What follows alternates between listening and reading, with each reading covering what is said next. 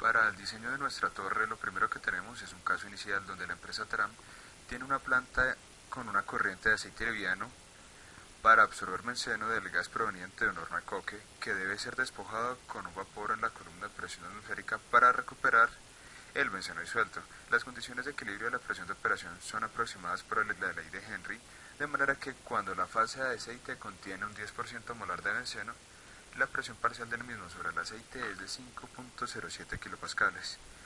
El aceite debe ser considerado como no volátil. Además, nos establece que la condición de entrada es un 10% molar de benceno del que se desea recuperar un 80% y la de salida es 1% molar de benceno. Estos datos nos permiten conocer la primera, una presión y una concentración inicial, con las cuales se puede calcular la constante de Henry. Al conocer la constante de Henry, nosotros podemos establecer el equilibrio en el cual se va a desarrollar nuestra operación, que tenemos justo aquí. Entonces tenemos las concentraciones que varían desde 0 hasta 0.1 para la fase líquida, que se refiere a la entrada del benceno, y desde 0 hasta 0.05. Estas son fracciones molares que se obtienen a partir de la constante de Henry. Y la presión de operación, que si nos damos cuenta es de 101.325 kilopascales, lo equivalente a una atmósfera. Para después sacar las fracciones secas, con las cuales vamos a calcular nuestra curva de equilibrio. Con estas condiciones podemos calcular adicionalmente la línea de operación, puesto que ya conocemos las condiciones de entrada y las condiciones de salida, como se ve en el gráfico de línea de operación inicial. Sin embargo, es importante saber que al evaluar la relación entre la pendiente de operación mínima y la pendiente que nos proporciona el enunciado, vamos a encontrar una relación de 5.2, demasiado alta y muy ineficiente para los procesos de separación, por lo que es necesario recalcular nuestra línea de operación. En este caso se toma como referencia la línea de operación mínima, a la cual se le saca una relación que nos permita a nosotros un número mínimo de etapas teóricas necesario para una adecuada recuperación del componente. En este caso pues vamos a encontrar que son 5 platos teóricos, lo que nos servirá a lo largo del dimensionamiento. En las siguientes hojas vamos a encontrar los cálculos que se realizaron para el dimensionamiento de cada una de las torres.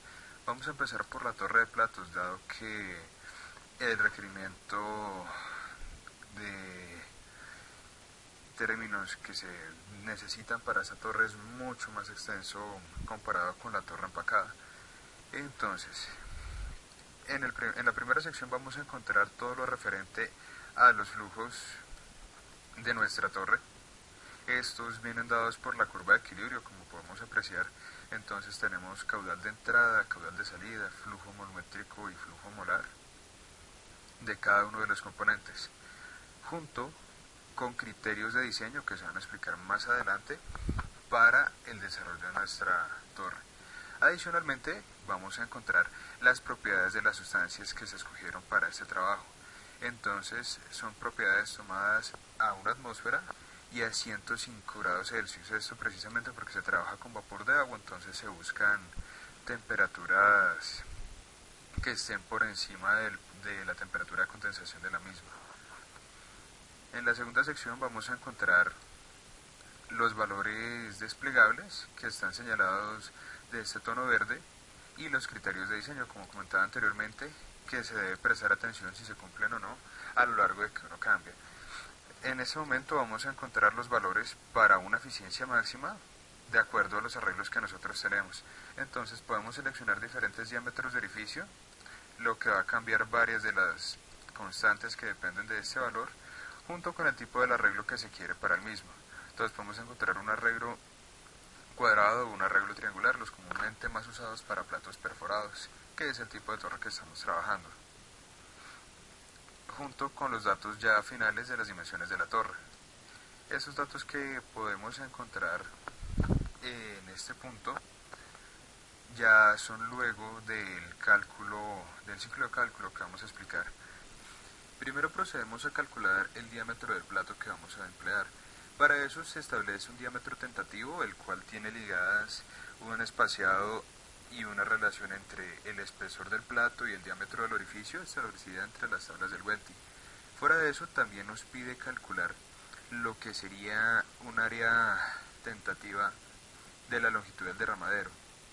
Esta, como vemos, puede variar entre 0.5 y 0.8 según la bibliografía sugerida, por eso tomamos la relación típica de 0.7 para el cálculo de la longitud del derramadero. A continuación, se procede a calcular la velocidad superficial del gas, que sería esta de acá, empleando para eso la constante de inundación. Esta a su vez se calcula empleando los parámetros alfa y beta y la relación entre los flujos y las propiedades de la densidad de los fluidos, tanto el gas como el líquido. Ya con este valor calculado se procede a calcular una velocidad de trabajo.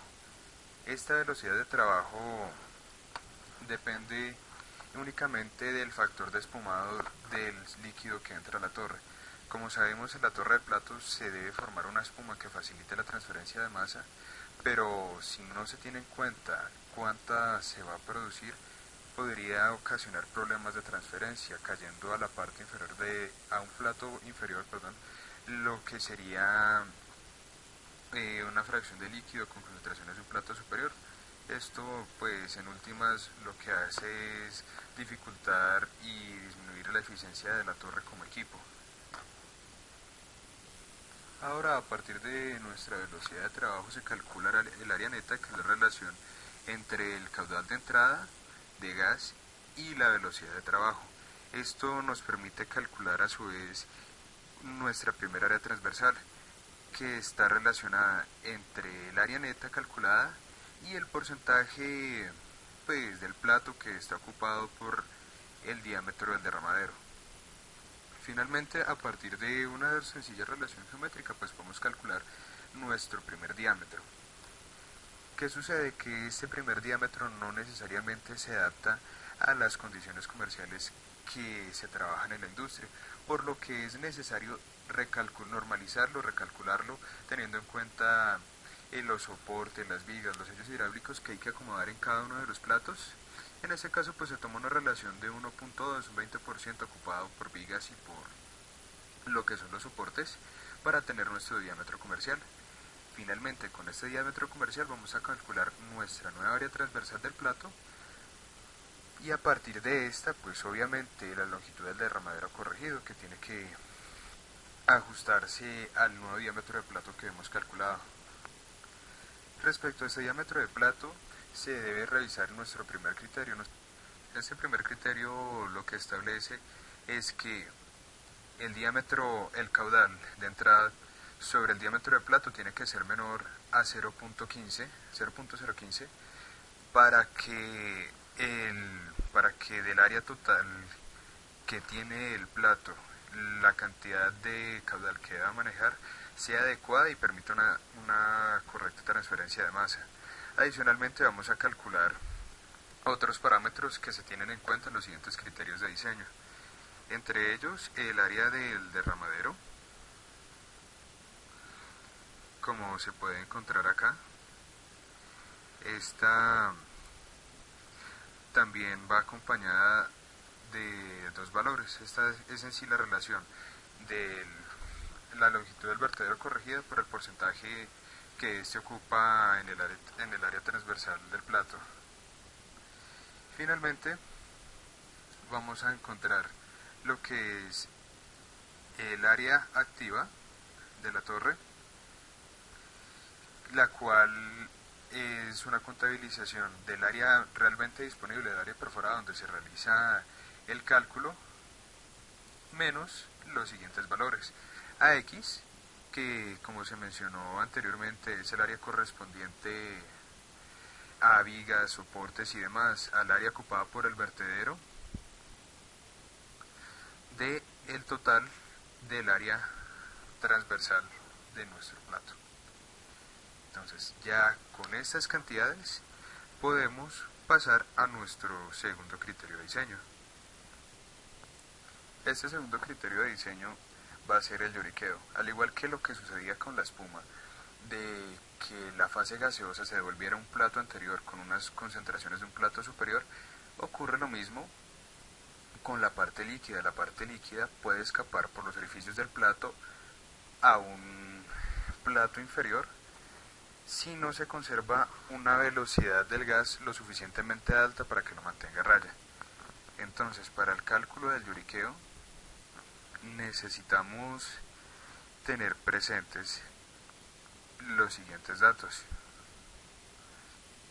El primero de los datos que vamos a necesitar es la velocidad mínima de gas a través de los orificios, que se calcula a partir del área activa, que hemos calculado previamente, el ancho del área activa, la relación entre el espesor del plato y el diámetro del plato, lo que nos va a permitir calcular pues cuál es finalmente la velocidad del gas que pasa a través de este.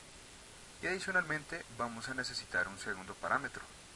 Este segundo parámetro con el que se relaciona es la velocidad del gas en el orificio, que se calcula a través del caudal de entrada de gas entre el área del orificio. El área del orificio es una relación entre el diámetro del orificio y el arreglo cuadrado. Con esto vamos a tener cuál es realmente el área perforada, el área como tal que permite el paso del gas al cuantificarlo a lo largo de toda el área activa. Esto a su vez nos tiene que dar una relación donde la velocidad del lloriqueo, esta de acá, la velocidad mínima, perdón, sea inferior a la velocidad del gas. Como vemos, este segundo criterio pues se cumple, lo que de cierta forma nos garantiza que se va a presentar un lloriqueo despreciable que no va a infligir en el rendimiento de nuestra torre. Entonces podemos calcular el último y uno de los más importantes criterios de diseño, lo que son las caídas de presión. Tenemos que tener en cuenta que estas caídas de presión se van a medir en cabezas para facilitar los cálculos, donde vamos a encontrar las siguientes. Nuestra primera cabeza de presión va a ser un término iterativo que se resuelve mediante algún método numérico, podría ser Trapezium-Simpson, o para el caso de este Excel vamos a emplear la función buscar objetivo. Entonces, lo que se busca es un término que satisfaga dos ecuaciones presentes en la bibliografía, específicamente el libro Treibal para la segunda edición. Eso nos permite calcular el término H1. En este caso se da un parámetro adicional, y es que H1 más HW es la altura del derramadero, tienen que estar entre 0.05 metros y 0.1 metro. Esto para que la caída de presión por este coeficiente no sea tan alta y no afecte posteriores cálculos. Nuestro segundo término, nuestra segunda caída de presión, H3, que vamos a encontrar justo acá, es la sumatoria de dos caídas, H2, siendo la caída de presión a la entrada del recibidor cuando el líquido pasa de un plato superior a un plato inferior a través del derramadero, y la caída de presión correspondiente al gas. La caída de presión correspondiente al gas a su vez es una nueva sumatoria. Esta nueva sumatoria representa tres caídas de presión. La caída de presión en plato seco, para la cual se debe tener en cuenta la velocidad a través del orificio, el área del orificio y el coeficiente del orificio.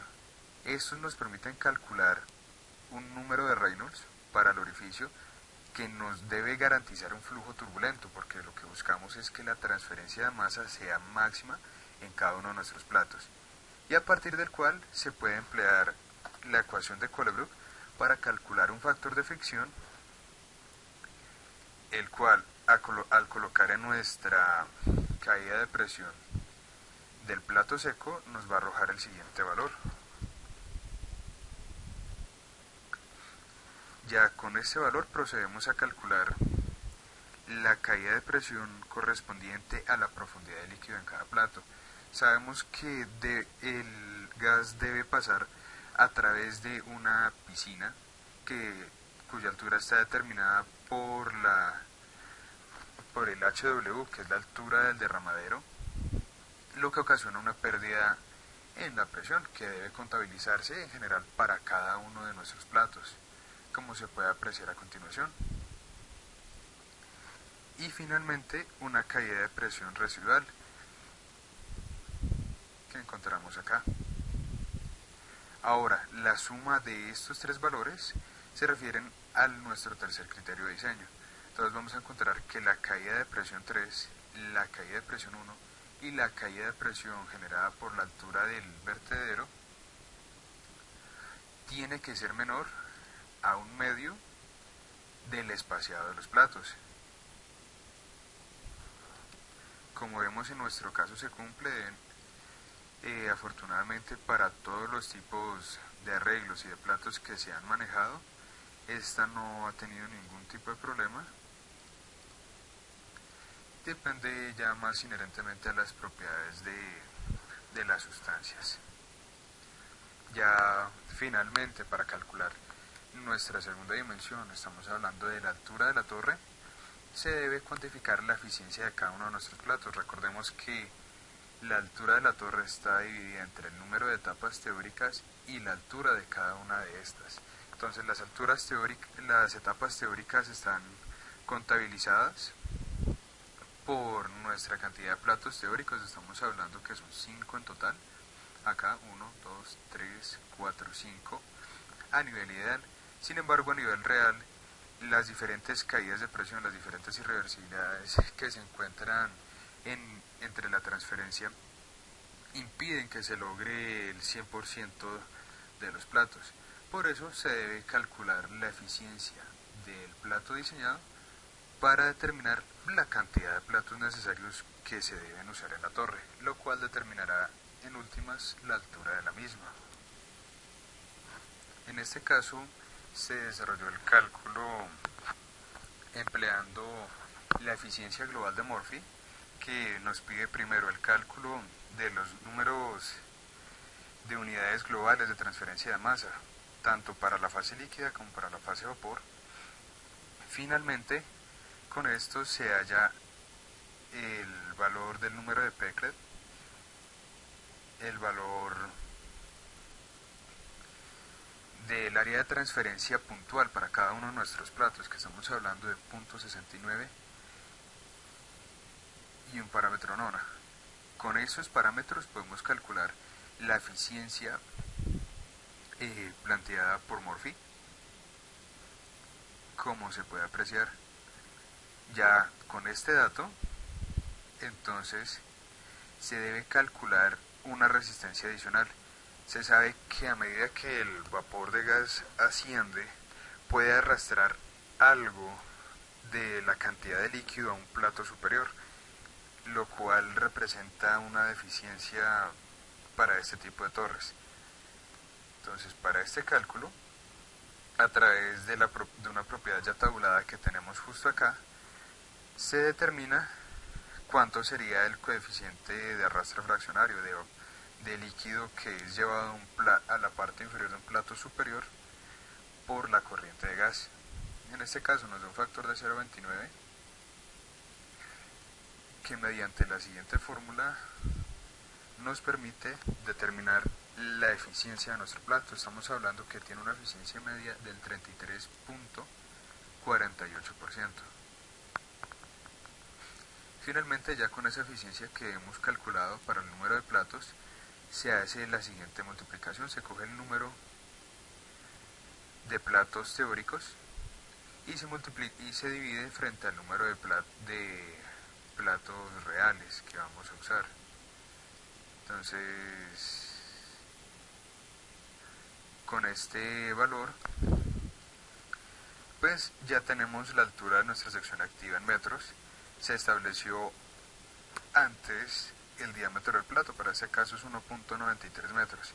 Este sería el resumen de los datos que presentamos al comienzo del ejercicio, donde se ve la altura de la torre, el número de platos y el diámetro del plato. Con eso quedará concluida nuestra explicación de la torre de platos y pasaremos hacia la torre empacada.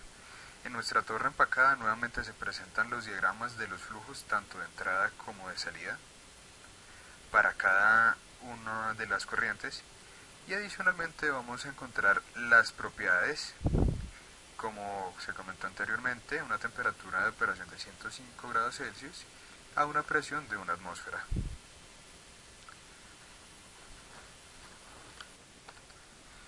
Para nuestra torre empacada el procedimiento realmente está más simplificado. Vamos a encontrar la altura de la torre nuevamente encontrando la abscisa a partir de las propiedades de los flujos y de las sustancias que entran, de la relación de las densidades de las sustancias que entran a la torre. Nuevamente en este caso vamos a encontrar que nuestro eje X es la abscisa, que se puede observar que tiene un valor de 0.096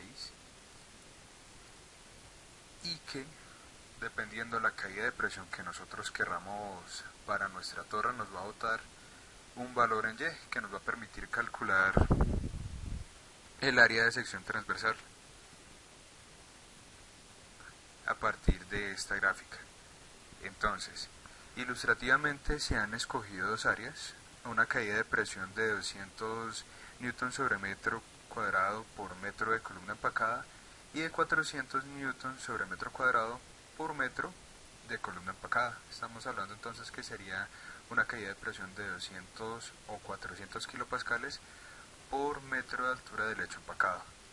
Aquí pues vamos a encontrar diferentes casos. Para nuestra prueba se tomó una caída de presión de 400 pascales por metro cuadrado,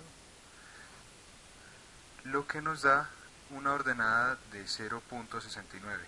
Ahora despejando G2 de la gráfica, es decir, nuestro flujo de área por sección transversal, vamos a encontrar que finalmente en relación al flujo másico de entrada del área transversal de la torre van a ser 1.42 metros cuadrados, y a partir de la relación geométrica para el cálculo del diámetro a partir del área vamos a encontrar que el área de empaque para nuestro lecho van a ser 1.348 metros. Y finalmente, para la altura de nuestro lecho fijo necesitamos dos valores: el número de unidades globales de transferencia de masa y la altura respectiva de cada unidad de transferencia de masa. Entonces, primero, para el cálculo de nuestras unidades necesarias de transferencia de masa se emplea una integración numérica sumando cada una de las fracciones del recorrido entre nuestra línea de equilibrio y nuestra línea de operación, como se puede apreciar. Esto a su vez nos permite determinar el valor de la integral, que tiene como resultado 0,39 metros. Este valor es únicamente integrando una función de segundo grado que se tiene de cada una de las secciones a lo largo de la gráfica. Para este valor se va a mantener constante, sin importar si se dan cuenta, a menos que se cambien las condiciones de operación, alterando las condiciones de equilibrio. Nuestra integral numérica va a ser constante para cualquier tipo de empaque, cualquier tipo de plato que nosotros usemos. Finalmente, la altura de los equivalentes de la unidad de transferencia se calculan para cada uno de nuestros empaques, dependiendo el coeficiente del área interior que estos poseen, lo que nos permite determinar cuál va a ser el valor de la altura del empaque.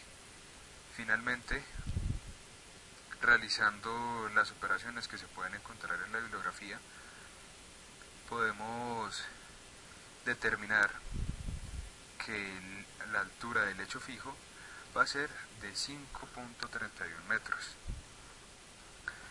Fuera de esta altura, una torre de lecho empacado lleva diferentes tipos de accesorios que se deben contabilizar, pues al momento de dimensionar la torre va a ser mucho mayor al tamaño del lecho fijo, podría inclusive hasta duplicarse el valor. A continuación vamos a encontrar diferentes tipos de empaques recomendados para el diámetro interno del lecho fijo que nosotros trabajamos. Estos fueron tomados inicialmente del catálogo internacional del Norton 1974, donde se estableció que el diámetro interior debía cumplir las especificaciones para el que nosotros calculamos. Se buscó un normalizado que nos permitiera determinar el total de las alturas de los accesorios. Esto nos permite encontrar las dimensiones totales de la torre. Finalmente, ya habiendo acabado lo que es torre empacada, vamos a encontrar una última hoja, la parte de las especificaciones. En esta hoja se hace un resumen de todos los datos que fueron calculados con anterioridad para cada una de las torres, donde se especifica desde el diámetro y el número de platos empleado para la torre de platos hasta el tipo de empaque y cada uno de los caudales para la torre empacada. Esto, bueno, ha sido todo. Es un tutorial muy básico de cómo podemos dimensionar cada una de los tipos de torres que encontramos generalmente, la de platos y la empacada, a partir de una condición inicial, de unas condiciones de equilibrio, de una línea de operación y de unas especificaciones técnicas que se deben encontrar a lo largo